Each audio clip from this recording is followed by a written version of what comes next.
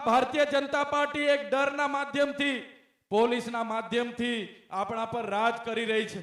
એ ભારતીય જનતા પાર્ટીના નેતાઓને કેમ છું, જો તમારા પર તાકાત હોય, જો તમારા પર પાણી હોય, તો જેટલા પણ સરકારી કાર્યક્રમો થાય છે એ કાર્યક્રમમાં પોલીસનો સહારો લેવાનું બંધ કરો, એ કાર્યક્રમમાં અધિકારીનો સહારો લેવાનું બંધ કરો.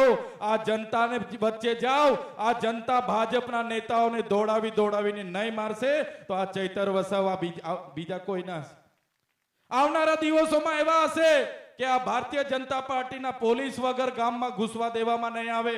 એટલો મોટો આક્રોશ જનતામાં છે. પોલીસના લીધે જનતા ડરે છે.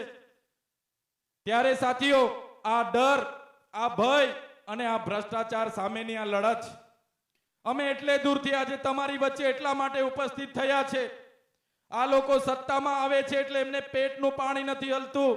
આવનારા દિવસોમાં આમ આદમી પાર્ટીમાં હજારોની સંખ્યામાં જોડાઓ. આમ આદમી પાર્ટીમાં યુવાઓ, વડીલો, મહિલાઓ આવો. તાલુકા પંચાયત હશે, જિલ્લા પંચાયત હશે, નગરપાલિકાઓ હશે, આવનારી વિધાનસભા હશે. તમે બધા આહવાન કરો, લડો, જીતો, સત્તામાં આવો. એ દિવસે જ આપણા લોકોના કામો થવાના છે. બાકી ભારતીય જનતા પાર્ટીની શાસનમાં કામ નથી થવાતું. ત્યારે એ વાત કરવા માટે આજે તમારી વચ્ચે આવ્યા છે.